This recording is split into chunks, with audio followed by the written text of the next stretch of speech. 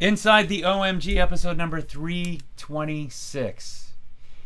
Today, I've got a very, very special guest on my show. And it's actually the first time I've got an author on the show. Oh, wow. Published author.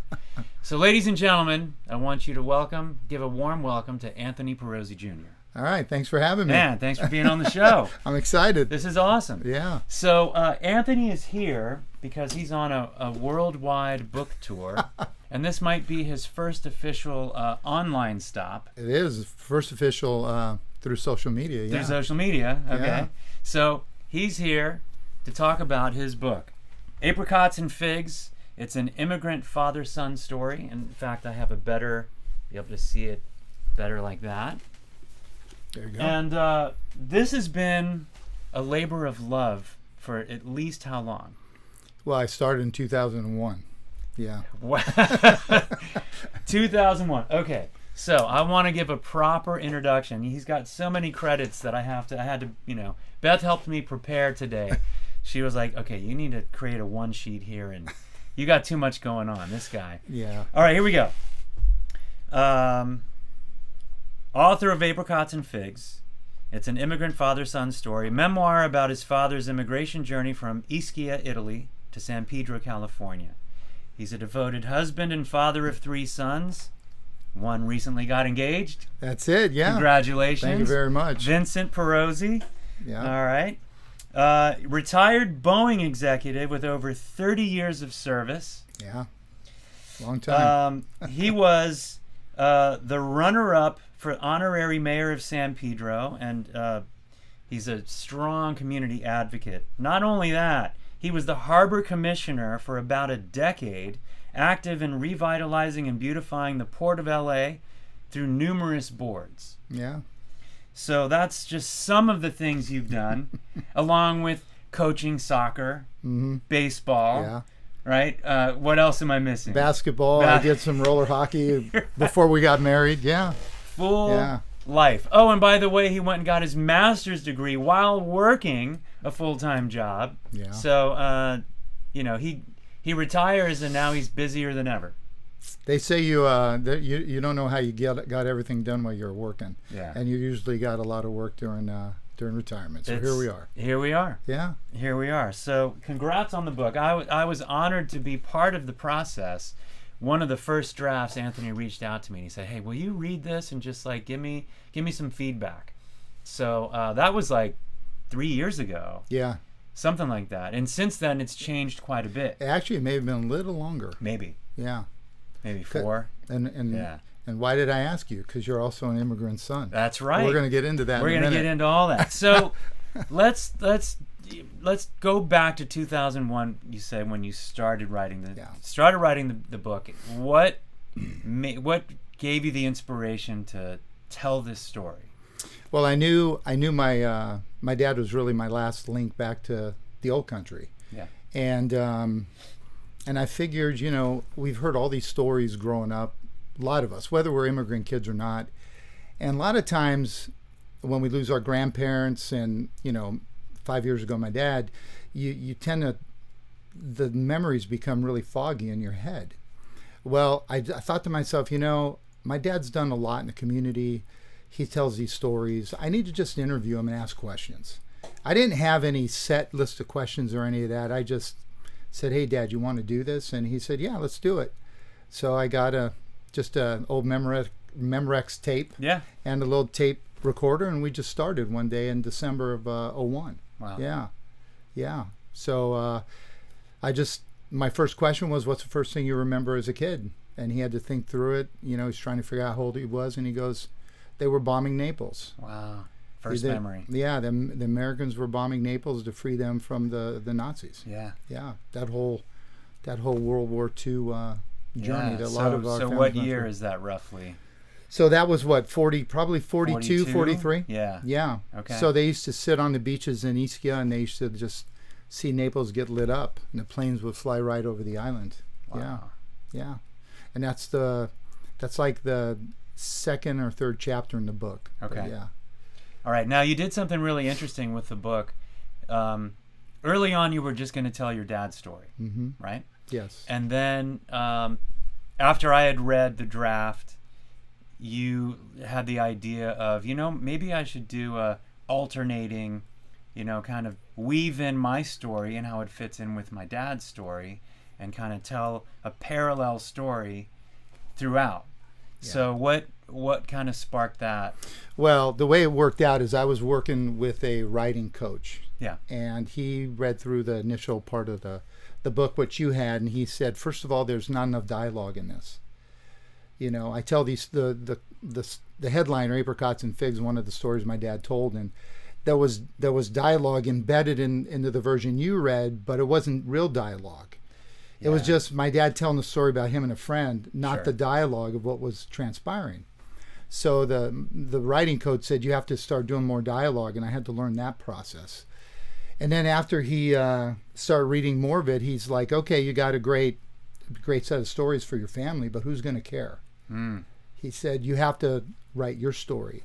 And I said, I don't want to write my story. I don't want to ruin my dad's stories. Yeah. So ironically, I was going to therapy, and there was a lady there who was, working on my elbow or whatever was going on. Yeah. And I was telling her this dilemma, and she said, well, you need to read this book. It's about a Korean immigrant, and it's a story about a mother, daughter, and it alternates chapters. Maybe that'll work for you. Hmm. And so I read the book, and I'm like, I can probably take this approach. And the book's called, I think it's the Final Stories of Mina Lee or something like that. Okay. And so I proposed it to the guy, and he goes, I don't think I've ever done one of these, but let's give it a shot. And so I felt more comfortable that I wouldn't ruin my dad's stories. Now I said, how am I going to incorporate my stories? Yeah. That whole change, that addition, set me back a year of releasing the book. It was literally a year of writing and trying to figure it out. But in the end, I told the coach and the publisher, I said, I don't really care how long it takes. I just want it to be right. Yeah. So that's how the book, that's how it ended up that way with these alternating chapters. I've got a bunch of questions for you, but as you were talking about writing it and finishing it, here's a question that popped into my head, which is, when I'm writing a song, at some point I have to be done. I have to be done. Just like any kind of, when you're working on art, you got to, put the pen down. Yeah, pencils down. Yeah. Yeah. When was the moment that you just went, okay, that's it. That's it. Well, it was hard to do. Yeah. Because I found some mistakes, and I said, this isn't right. I have to fix. It was probably in January or February this year. Okay. Yeah. Now, did you have a moment that you thought you were done earlier, and then, okay, I'm done, and then I guess I'm not done. I was so tired of writing. Yeah. I wanted it to be done. You need to be but done. I felt like I had to keep going. I had to keep going. Yeah. And it just felt like it was time. There's some other subtleties I could have put in there, but I'm like, there's certain things I didn't put in because there are things between me and my dad that were, I left it out. Okay. And, kind of those things that are special. But I think I got 95% of it in there. And the other thing, I think the version, I don't know if you had this version, but the very first chapter is basically my mom's love story, my mom and dad's love story. Right. And with the way that came about is a year after my dad passed, I asked my mom if, she wanted to be interviewed and tell me the love story and how it happened. I mean, I kind of knew. Right. And so originally I thought, after I interviewed her and I wrote it out, I actually had it at the end. Right. That's the version I had. That's the version you had. But then as I'm reading it, I'm like, and writing it, because, I went back to her many times to tweak it. I thought, what a great way to kick off the book. And so I moved her to the front. And so far, everyone loves that chapter. It's called The Love of My Life. It's a great way to start the book. Yeah. So, and there were other things that were happening. I just have to say, it's like, people can, when you lose a loved one, there's a lot of things you see in life that you're like, is that my dad? Is he trying to tell me certain things? Right. And the last chapter goes into that, and I won't go into too much detail, but there were many times throughout the book that things came in my head that I'm like, go look there. Go read this. Look for this. The very last one was how much the book costs. So this is a little fun fact for everybody. Okay. Okay, I don't know if I told you this or not. Maybe it's one of your questions, but I'll just throw it out there. Okay. I'm trying to figure out how much to sell the book for. Yeah. I want to leave it under $20. Sure. They're saying research says $17.95 or whatever, Okay. right? Whatever. Yeah, I'm yeah. like, really? Yeah. So I'm thinking the very last thing. My dad comes from Italy in 1956. Ah, That's how much the book is. there it is. And that's why you know the funky price if you go buy it. Yeah, that's a perfect. So I tried to get all these little subtleties in there, and even the day I released it in March 3rd, but that's another topic. All right, my first question, and something that some of you may or may not know about Anthony's dad. You want to talk about his passion for soccer. Well, your dad's passion might be greater than yours. Oh, by far. So his dad was instrumental in bringing soccer to San Pedro, soccer from Italy to San Pedro. You guys had, it was, so first of all, your dad had the TV shop, the electronics shop in San Pedro. Tony's TV. And then he had a giant dish. So yeah. Kids, all right, before everything was on, before a phone, you could watch everything on your phone, we were limited with what we could see on TV. And your dad had a huge satellite dish, and he pointed it just perfectly to get the soccer games from Italy and then record them at home.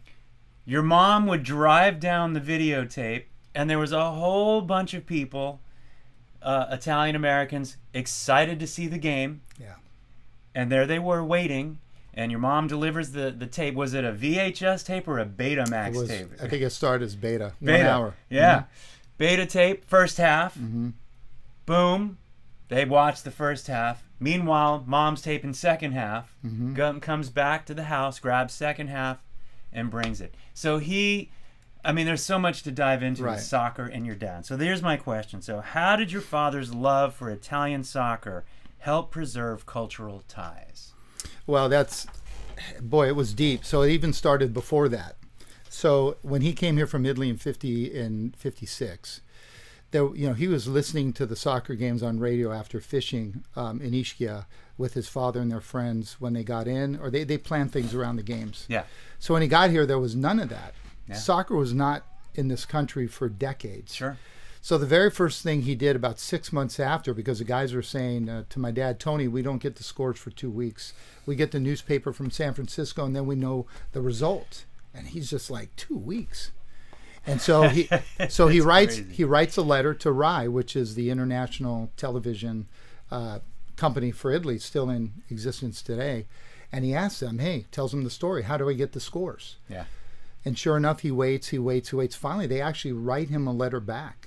And they say, you need to get a shortwave radio. Here's the frequency and the time. And I describe all of this in the chapter. So he finally, one day, he's listening early in the morning, and sure enough, the scores start coming in. It's amazing. And so he's starting to get them. He gets a better antenna, so he's making sure he gets the scores. And he has a friend, Johnny Lauro, who has a radio program. He's like, Johnny, you got to add the scores to the program. He's like, why don't you come on and say them? He's like, no, I don't want to do that. So he would give Johnny the scores, and then people would call him like, Johnny, how are you getting these scores? Tony's getting them on this radio he has, right? Yeah. So that evolves over the years, and so that was his for soccer, and then he ends up getting his own program. He starts doing the soccer with more commentary, and then eventually music. And then his other passion was Italian music, so he started working with Johnny on these concerts. Yeah. He was MC. He was MC at the Shrine Auditorium. He did all kinds of stuff. And then, his whole thing was soccer and music. Yeah. And he had this huge passion for radio, and that was his medium. And then when the satellite dish came, so for those who are looking at your little satellite dish, these were 12 foot in diameter. Yeah. And so at the time, he bought the first one in the South Bay from Frank's Antenna and RPV. And when they installed it, they'd have these magazines and how you had to manually tune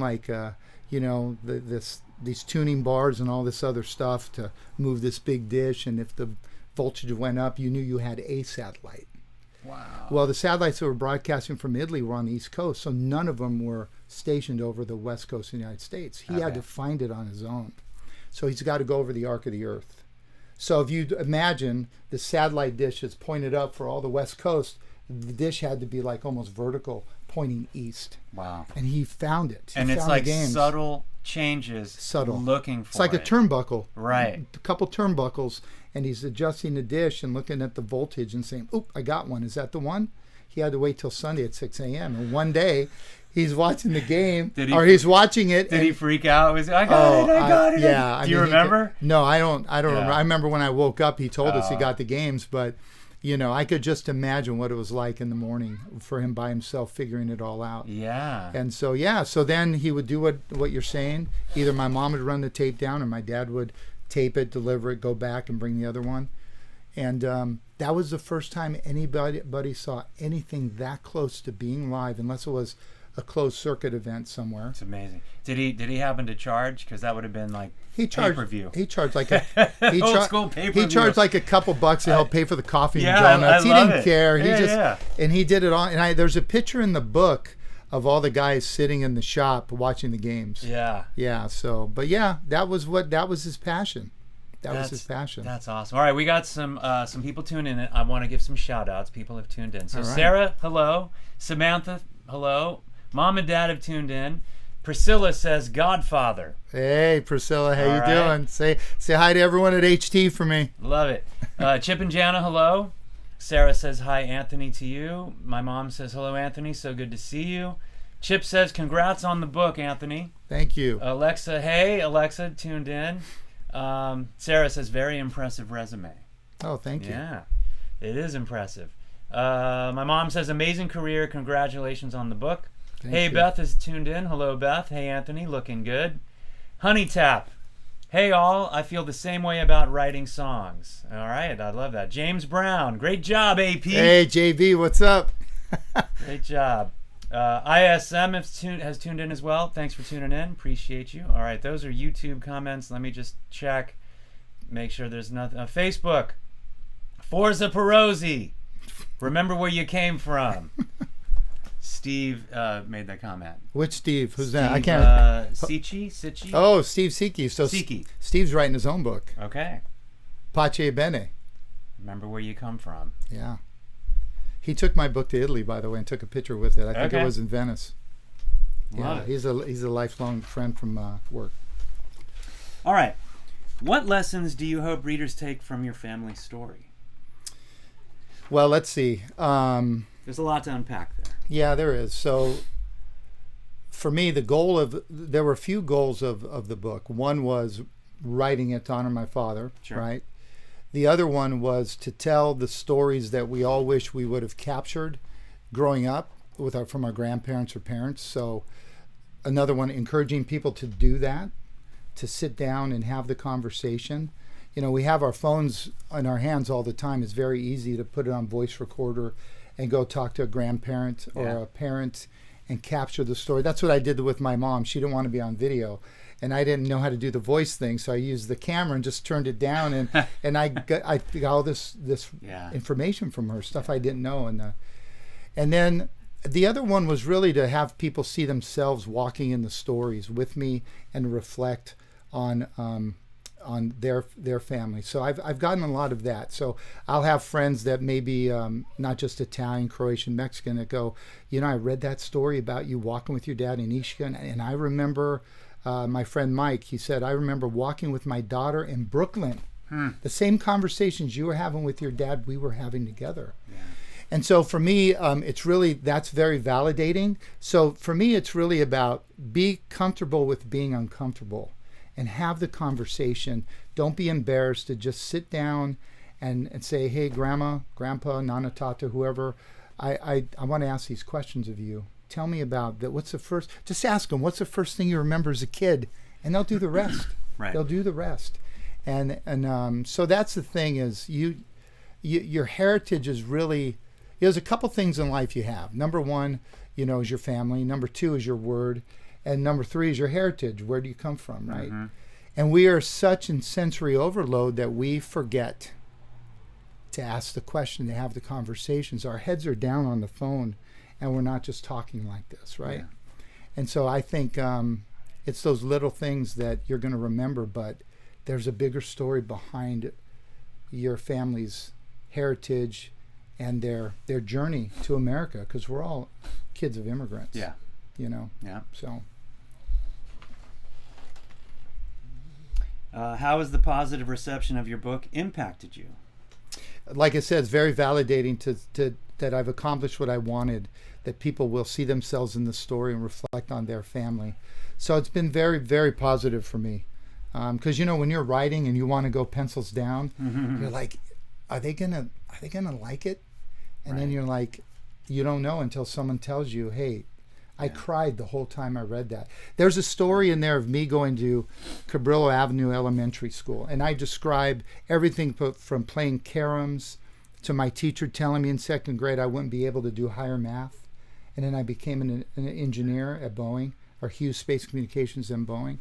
But describing how we played on the playground, playing softball, handball, the ball going over into the car wash, and us all running to the fence to get the guy to throw it our way. This girl, Lori, who I've known since second grade, told me she was crying through the whole thing. Wow. Yeah. And my cousin, who hasn't been to Ischia since she came here, went back this year for her son's wedding in Italy, but they went to Ischia first. And she read the book before. And every step of the way, from the chapter called Ischia when we first got there, and there's another chapter, Don't Forget Where You Come From. She said, Anthony, I was walking through you and I remembered every step you took as a kid. And she goes, I was crying through the whole thing, right? And so, so that's kind of the validating part. Awesome validation. And then one last one. I have my dad's cousin. Shout out to Tony Brito, who's going to be 91 in July. 91. In Long Island, who I just now start talking to because my other cousin Cyril sent him the book. He's telling me, Anthony, the way you describe it is the way I remember it, especially the war chapter. Wow. And so there's a lot of validation across. So it's been good. Yeah. That's awesome. Yeah. That's awesome. Thank you. Oh, okay.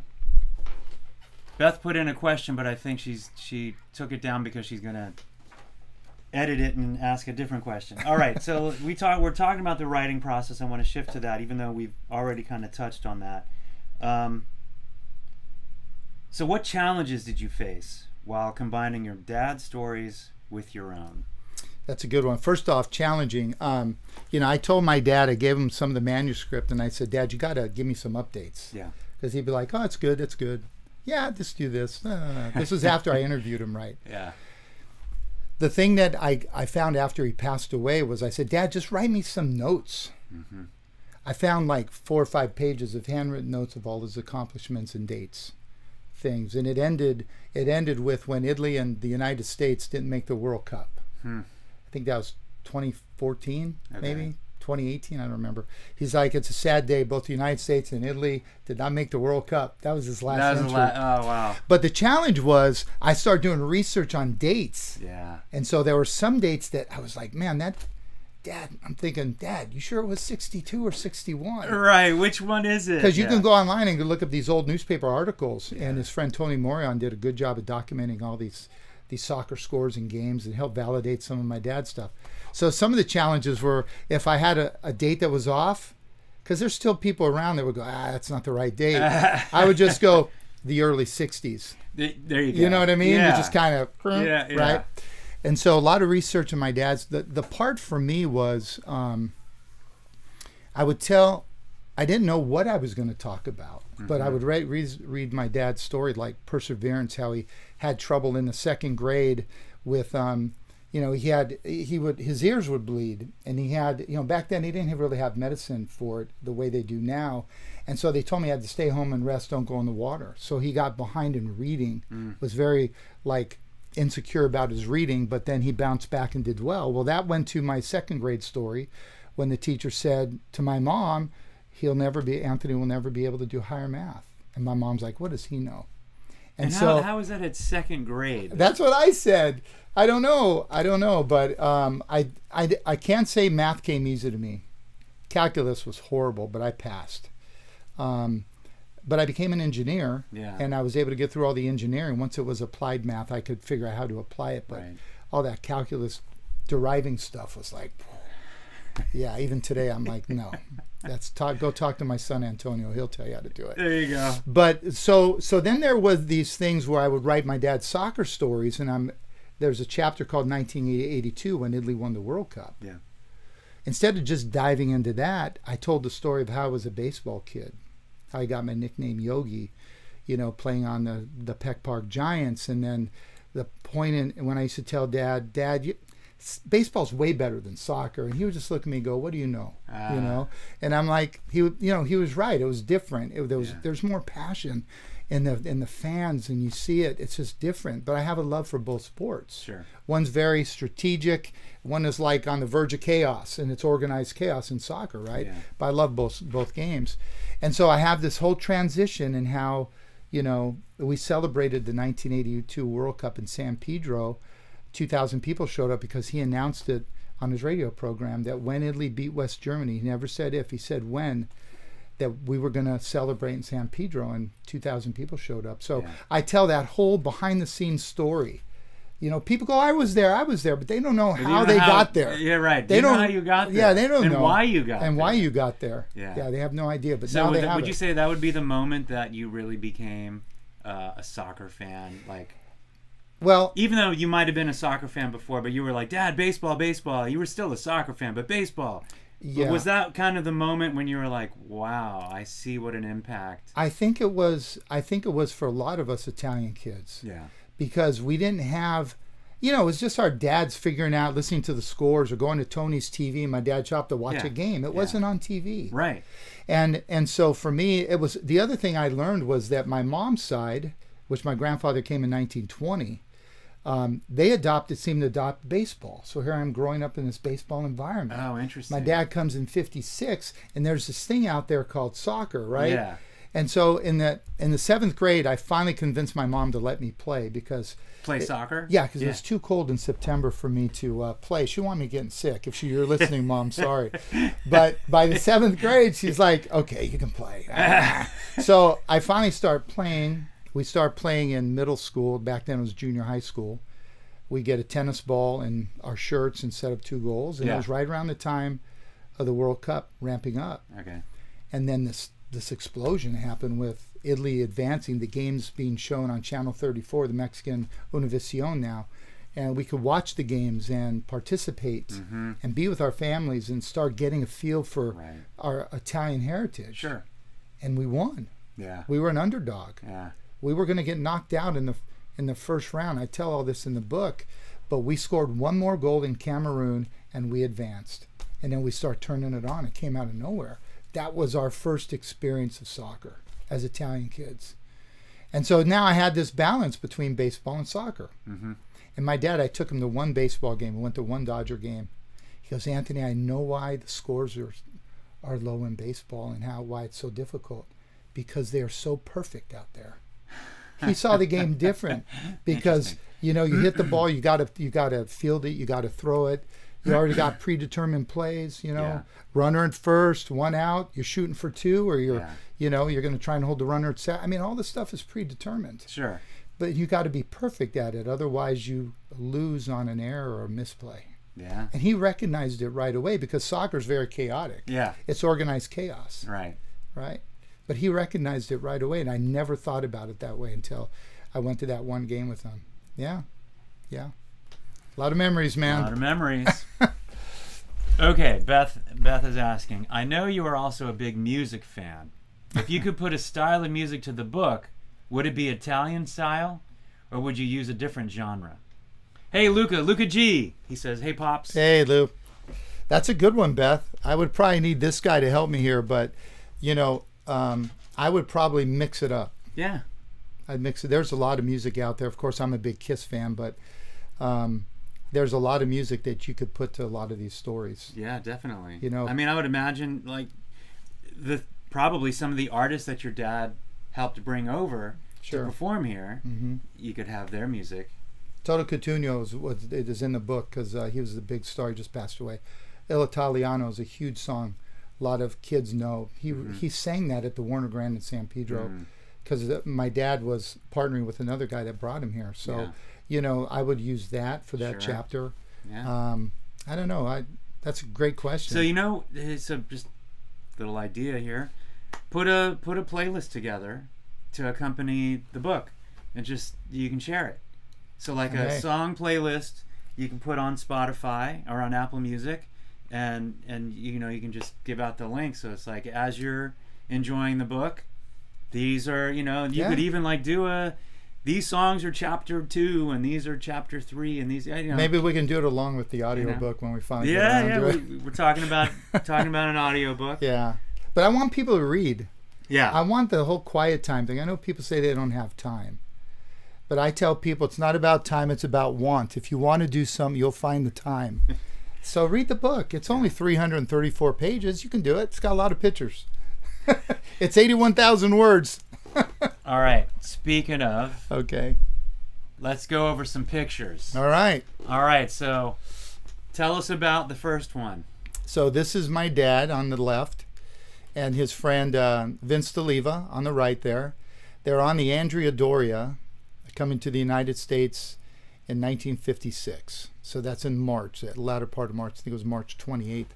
So that's them sitting there on their way over. And Vince is still alive. Vince is still alive today. Just talked to his son the other night. Okay. And so, this is them coming over. And there's this is like a couple months before the Andrea Doria got swiped by the US, I think, or the Stockholm, maybe not US, the Stockholm, and it capsized outside of New York City.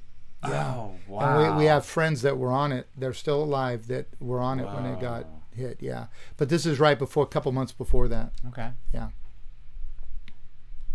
All so right. those are my grandparents. My dad's, so my Aunt Angie is the bottom left when she came over, and then my dad's behind her, my grandma Maria, and then my grandfather Cyril.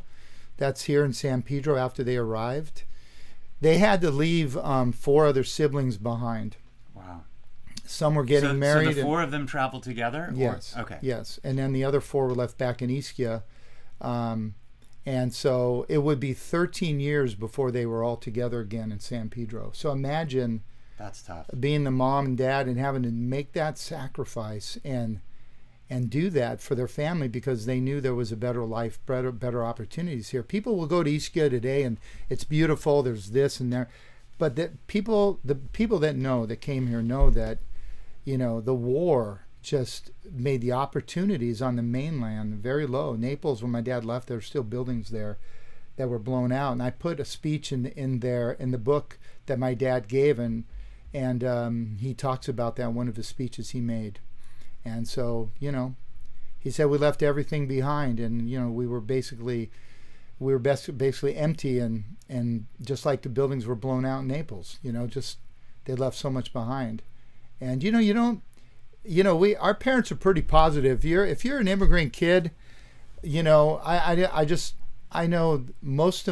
my dad's family, that first generation that came there, they are so positive. So, they went through a lot. Yeah. I know your parents are the same way, and maybe people out there watching can relate to that, but we don't understand the struggle because unless you ask them, they're not going to tell you. Mm-hmm.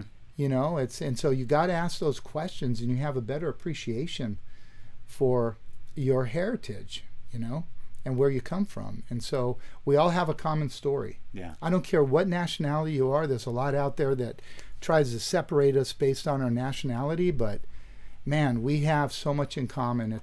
This book really highlighted a lot of that. That's why the title, I don't know if you're going to ask me a question, but Apricots and Figs was always going to be the title because that's one of the first stories my dad really told me clearly, and I used to read to my boys. But the whole An Immigrant Father-Son story came from, there's 2 places. One, this guy, he has a song called Immigrant Son that I really loved. And I almost wrote a chapter called Immigrant Son, but then I thought I couldn't fit it in. So the title was originally going to have underneath maybe an Italian immigrant father-son story, but I didn't want Italian in there because I wanted it to be an immigrant father-son story. Yeah. Because it doesn't matter that I'm Italian heritage. It's everybody's story when you read it. Right. It's a universal theme. Yeah, but your song was kind of an inspiration for me, where I wanted the immigrant and son piece somewhere. Mm-hmm. I just didn't know, and of course it's on the front cover. Right. That's awesome. Your dad and your aunt. Now, how did your grandparents choose those two to come? It's a good question because, you know, at the end of the book, I said I had to fill in the gaps because the person I needed to ask the questions was not around anymore. Yeah. But the only thing I can think about is my aunts were older. I think two of them were married or getting married. My Uncle Vince was the youngest, so he stayed back with my aunts. I think because my Auntie Angie was the youngest girl and my dad was the oldest boy.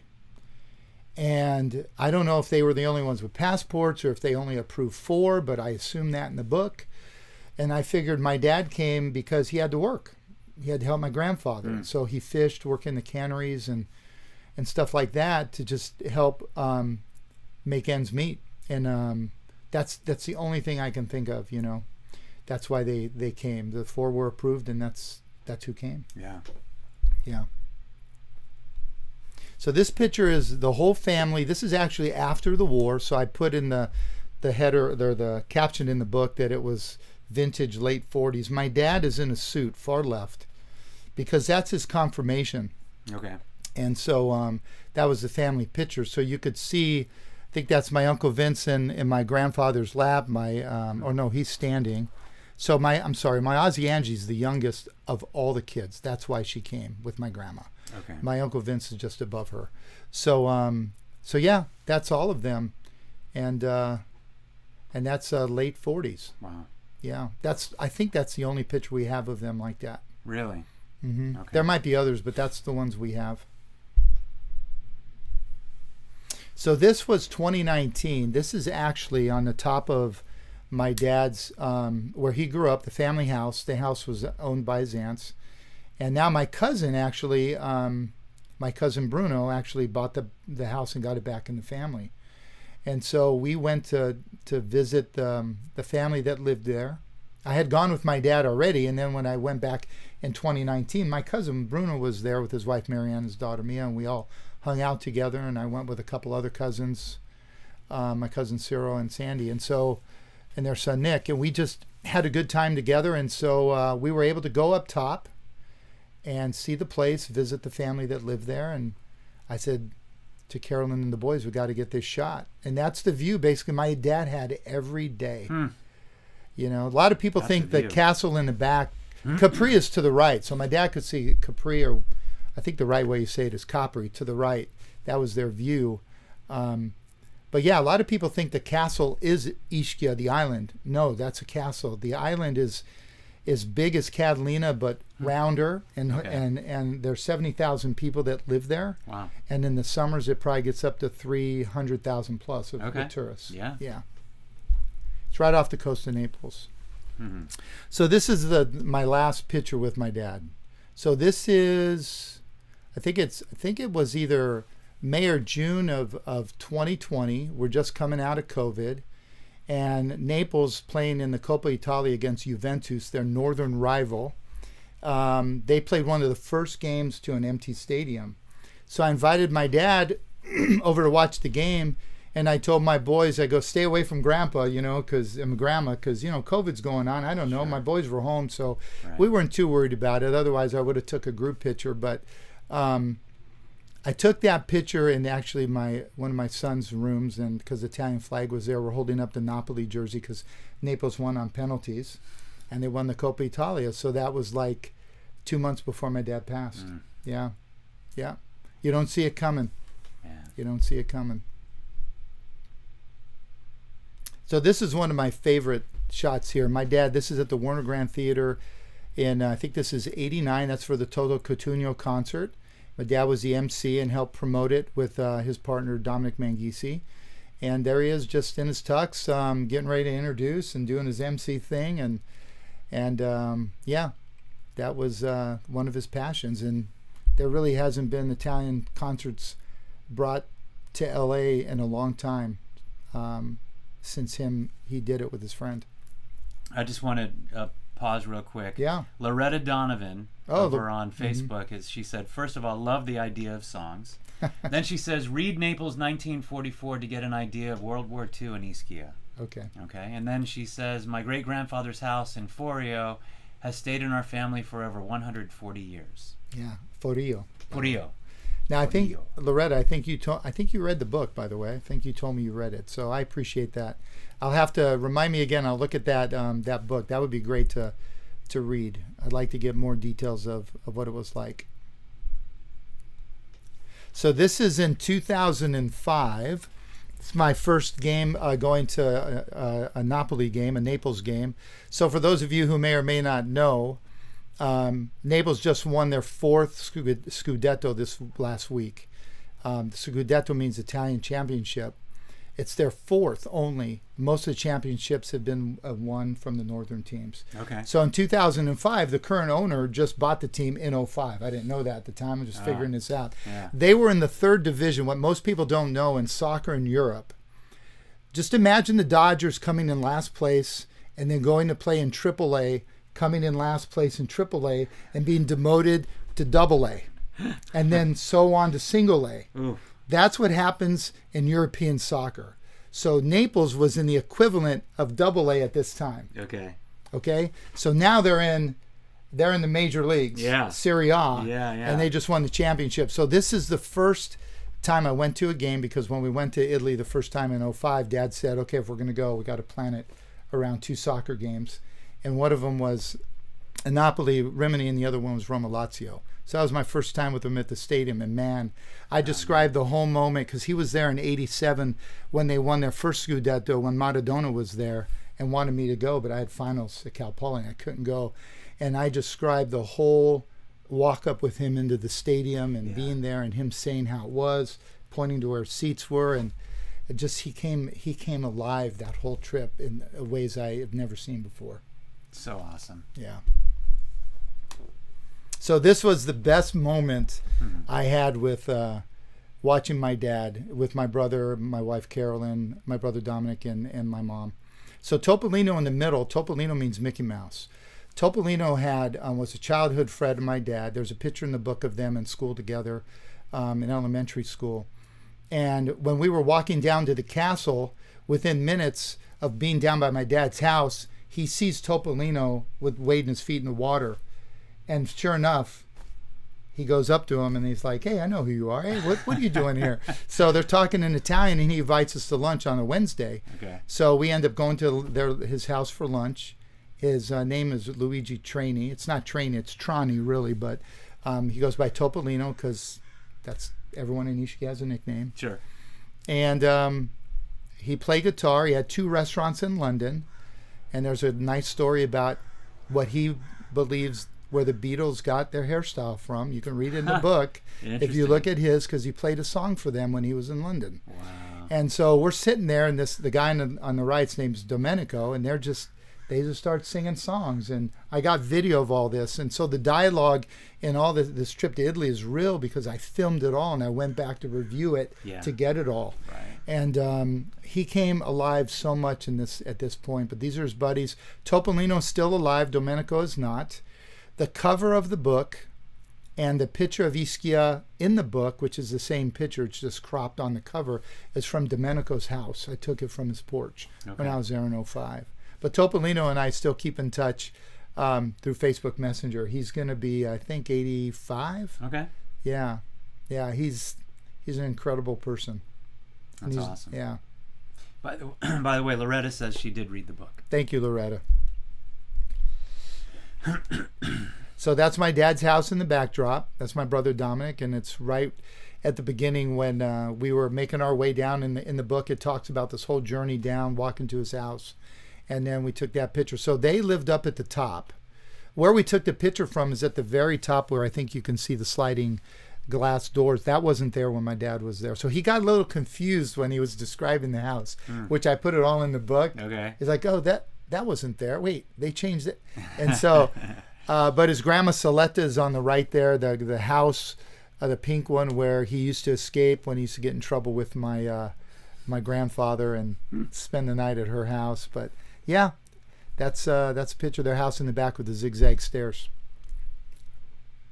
Well, Hey, there it is. There it is. There's the satellite dish. I love it. Yeah. So yeah, I don't know if that was right after it was installed or whatnot, but we took a picture, and once in a while we'd put my cousins in, let them sit there when they were little, and yeah, it was 12 foot in diameter. Man, so was that just in your backyard or in? Yeah, it was in our backyard. Wow. We had a big backyard, but that was the technology. Yeah. So people don't know. I get a little tape on the glasses with you all right now, but the reason the dish is so big is, my friend Steve Seeker will love this because he taught me everything I knew about RF frequency stuff when we first started together, Hughes Space Communications. But the frequency is low. It's a C band. So imagine waving a hose. Yeah. And the wave is really big. Okay. In the hose. Well, you need a big dish to capture the information. Oh, because you got to capture the entire wavelength. Exactly. So now if you did this with a hose, yeah, the wavelength's little. Sure. So they ended up going to KU or KA band, higher frequency. So you need a smaller dish. And so that's why those dishes were so big here in the States. Yeah. In Europe, they already had advanced long before us on the smaller rooftop dishes, probably because they didn't have the backyards. That's why those dishes were everywhere. Right. So that's a little bit of RF microwave technology for all you guys watching, but that's why the dishes were so big and why they're small today. Makes sense. Yeah. You know, so I grew up in Virginia, all right, but the state next to us, which my son Miko didn't realize, West Virginia is actually its own state, okay? In West Virginia, the joke about the state flower there is the satellite dish. Oh, really? Because everyone's got back in the day, this was in the 70s, everyone had a satellite dish in their yard. So that was like, jokingly the state flower because everyone had one in their yard. That's funny. That was way before, cable got to them. Yeah, because they're in rural areas, yeah, right? Yeah, exactly, yeah. Remember, we only had 7 channels. Yeah. Unless you went to UHF and picked up some of those. Right. And people were like, what's that, 7 channels? I know, 7 channels. This is the Olympia soccer team. This was probably in the later 60s. It's my dad on the right. My grandfather is leaning in the middle there, Ciro, and these are a bunch of guys that I mentioned in the book. So my dad started this team in the late 50s, eventually evolved into, being into the soccer, Greater Los Angeles Soccer League that was really before all the NASL and all the other stuff before soccer really took off, and that was like semi-pro at the time. And he named the team Olympia because the Olympics were in Italy in 1960. Okay. So the flame of Olympia and the Olympics, he called the team Olympia. So quite a few of those guys are still alive today. Some of them are not, but yeah, that was just one of the team pictures I put in the book that you'll see around Pedro, like at Pirozzi's Deli. There's a picture there. My uncle's he started that business there. Someone else owns it, but that picture's on the wall, and people recognize that in different articles. Yeah. Yeah. All right. Well, this is my son Vincent and I. So, Naples. There's a lot of numerology in the last chapter of the book about our trip to Naples, but I'm not going to tell you a lot of it because I want you to read it. So if you haven't bought the book, you can read it. There it is. Check it out. But the number 3 was very prevalent after my dad died. It's my favorite number. My dad and I are both 3s, but the real point of going to this game was my dad asked me to go in '87. I couldn't go because I had finals. They won the championship again in '90, but he watched it on TV here. And so after he passed away, Naples started getting to the top of the division, and I'm like, I told Carolyn, if they win, if I think they're going to win, I'm going. Yeah. And I told the boys, whoever's available to go, you got to go. Vincey was the only one that was available. So I had to figure out when they were going to clinch the title based on points, and they had 3 games in this 1 week. And I said, that's the week, because they had a 21-point lead, and that was when they could clinch it. And this is the game that they actually entered the stadium as champions against Fiorentina. They had clinched the championship on Thursday, an away game. And so that number 3 signifies their 3rd championship. Again, the number 3. The team, and it was 33 years. I'm giving away some of the numerology. It was 33 years that they won the championship, and they clinched the championship away during their 33rd game of the season, which I didn't find out until I was writing the book. Wow. Yeah, and so the team that they walked into the championship, walked into the stadium as champions against is Fiorentina or Florence. The game that my dad saw them win or clinch in '87 in the final game, one of the final games of the year, was Fiorentina. So there was a lot of this stuff that we felt my dad's presence on that trip, but there's more of it in the chapter because it ties back to when Italy won the European Championship in 2021. So for you soccer fans, or want to know some of that, there's a lot in there in that last chapter. I love it. Yeah. Okay. Question for you. What was the hardest chapter to write emotionally? Oh. Wow. It might have been the last one. Yeah. Because I even put in there, I'm crying as I write this. And so I think it was that one. And I get emotional. So it was that one. Yeah. Naples won that championship, and I called my mom crying. Yeah. Because I told her they did it just like my dad called us. Yeah. Yeah. And we stayed in the same hotel he stayed in. And so it was emotional. Yeah. The last one. I told myself I wasn't going to get emotional, doggone it, Arif. It messed me up. I'm sorry. Yeah, no, it's okay. It's good. Sorry. It's all goodness, it's man. It's real. It's yeah. good stuff. Yeah. Good stuff. Were there any special stories that you left out of the book? Were there certain ones that you were just like, I want to tell it, but I've already told all these things, and there might have been some particular sayings my dad used to say to me that I didn't put in the book. Okay. We had an ongoing joke that we would say to each other. So I won't say it now,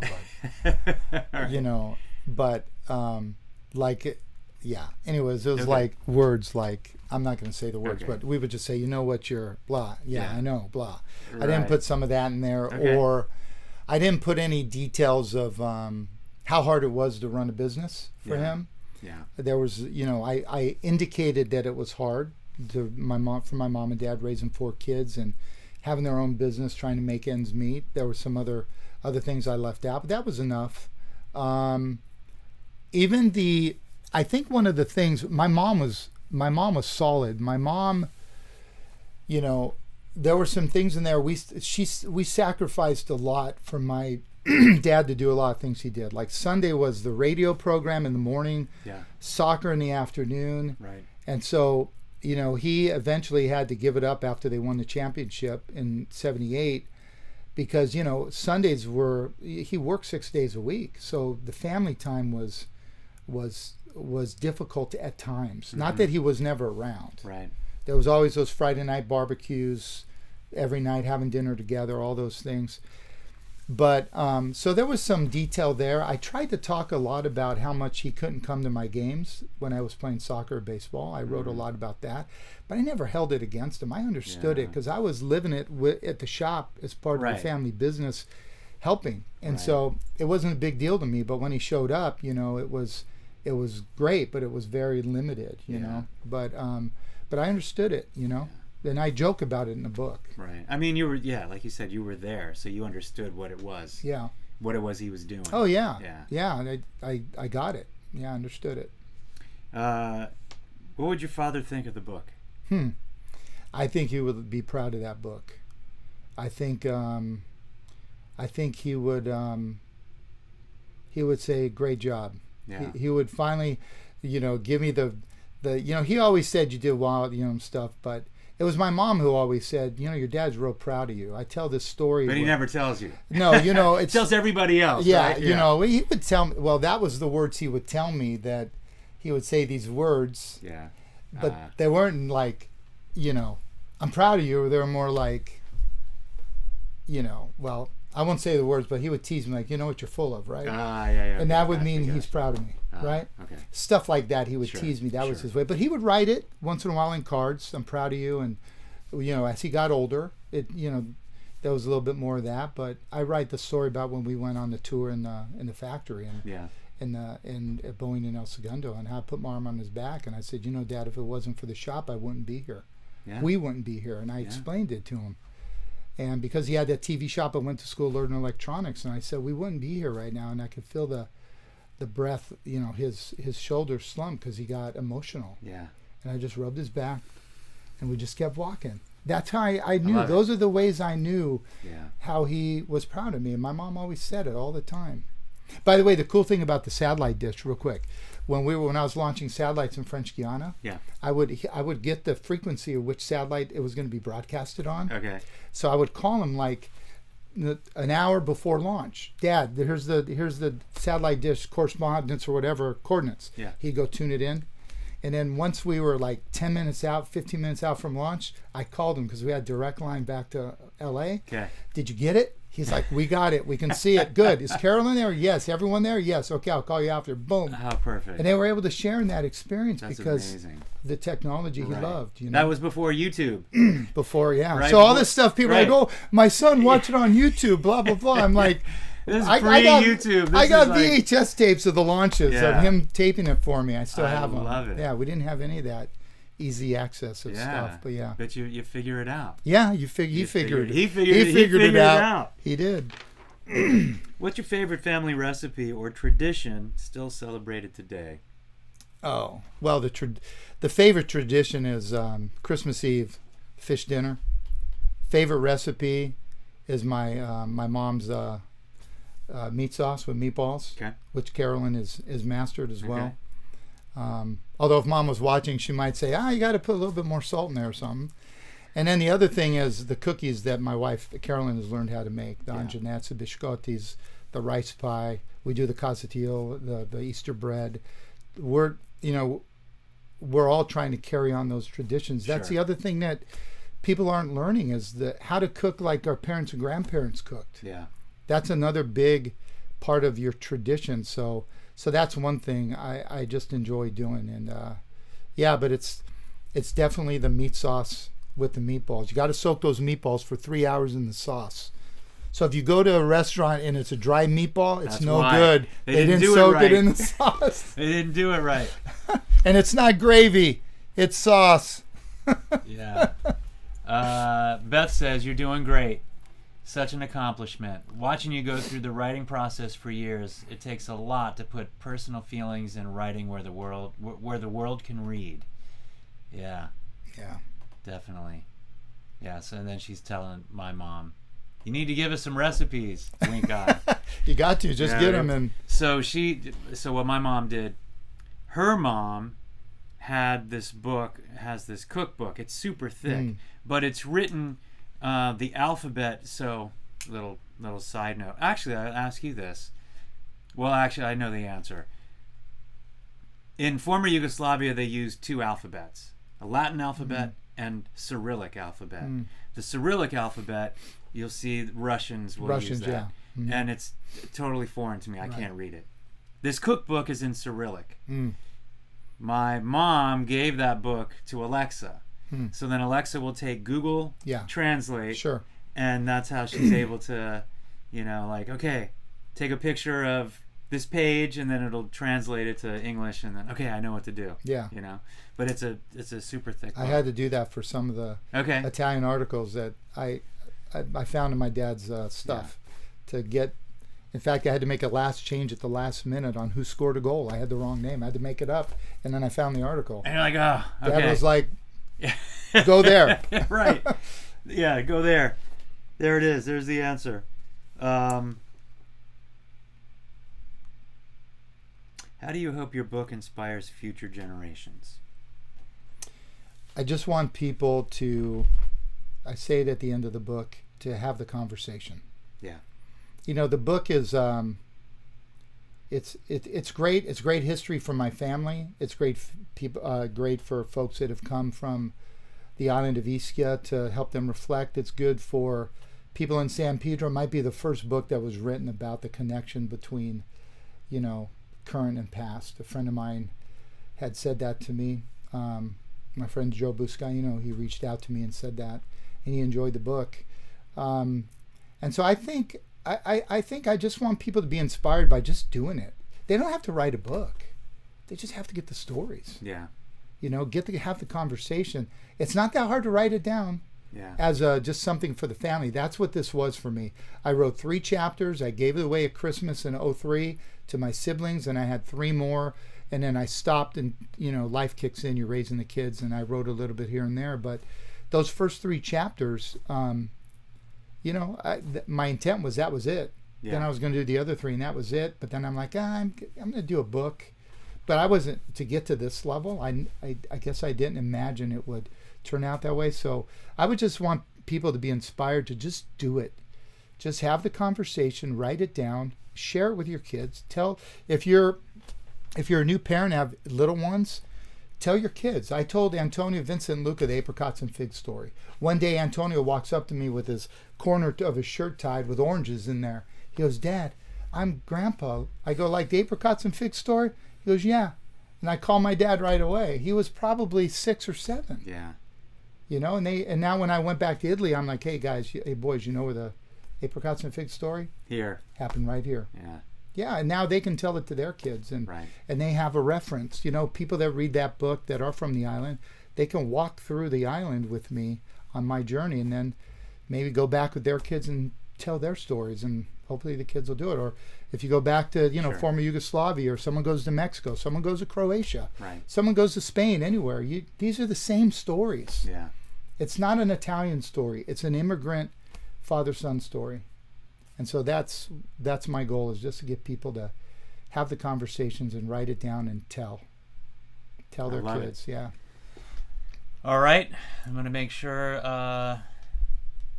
there's any last questions here. No? Okay, good. All right, so we're going to close the show. I'm going to play Immigrant Son. All right. Song that I wrote for my dad many years ago. And that was the song that Anthony was referencing earlier. You may have to cut that one again. I know, I do. It's so applicable today. Maybe that should be one of the songs for the book. Totally. So, it's important. I mean, it's up on the screen. Yeah. 1956. On Amazon. On Amazon. $19.56. And I had the pleasure of having it autographed. Yes, I do. Yes, I do. And by the way, for anyone in San Pedro, I'm going to be doing a book signing at Sirens Java and Tea House on Sunday, June 1st, from noon to 2. So I'll have almost 100 books there to sign. So hopefully we could sell at least half. Right, that'd be awesome. All right, let me grab my guitar. All right.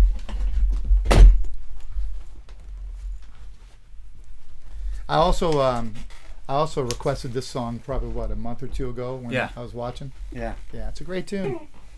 All right, so Dad, if you're still tuned in, I know that it's on, but he may be asleep at this point. Oh, you can watch it tomorrow. Yeah, exactly. Yes. Exactly. All right, so Immigrant Son.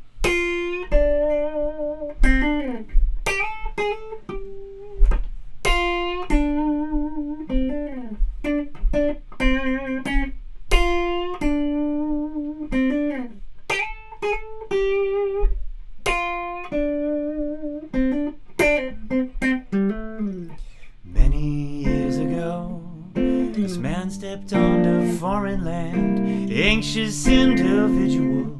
A suitcase was his life.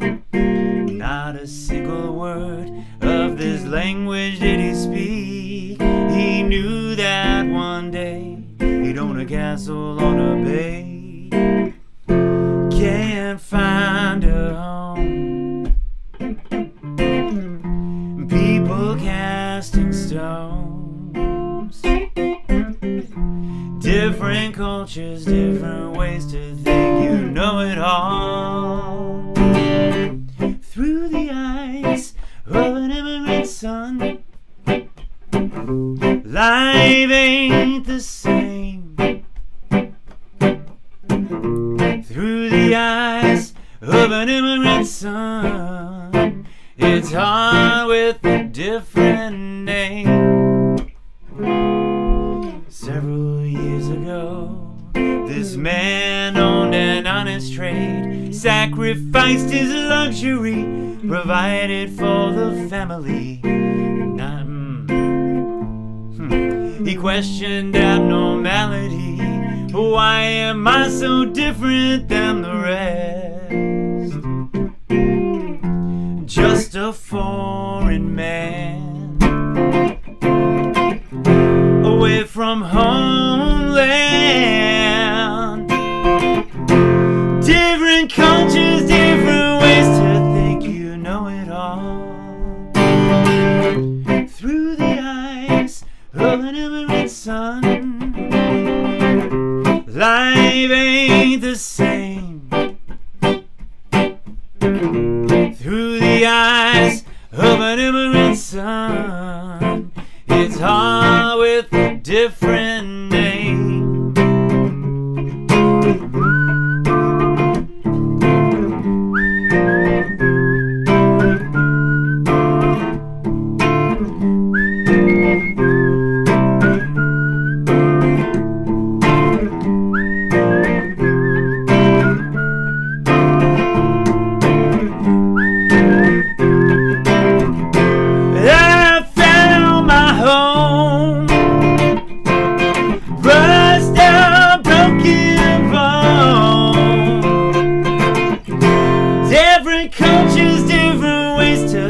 I was ashamed. Through the eyes of an immigrant son, life ain't the same. Through the eyes of an immigrant son, it's hard with a different name. A different name. A different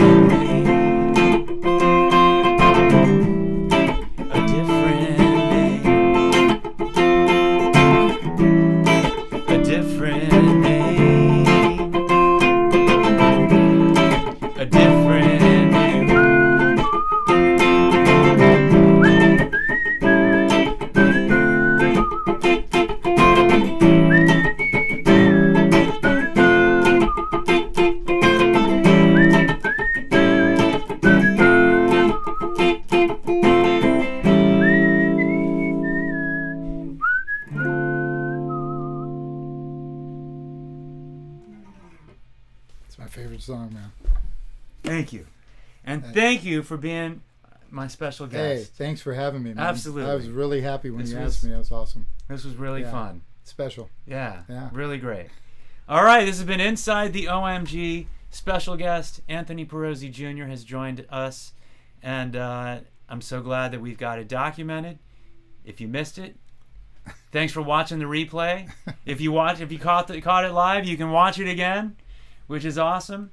And pick up your book on Amazon today. Yeah, Ciro says great job, by the way. Oh, thank you. It'll be a great Father's Day gift. It's Father's coming up. Day gift. Yeah. Perfect. 1956 on Amazon. That's it. Let's go. Let's do it. Good. My dad was awake, so that's awesome. All right. The song. That's great. Mr. Hodzik. All right. Thank you, ISM, for tuning in. Great job, Anthony. This is from Beth. Thank you for all the insight. And thanks to everybody. I really appreciate you all being here on this Tuesday on this special night. Thank you, man. So thank you. I appreciate it. You got it. Yeah. You got it. All right. Have a great week. See you next time inside the OMG. Take care.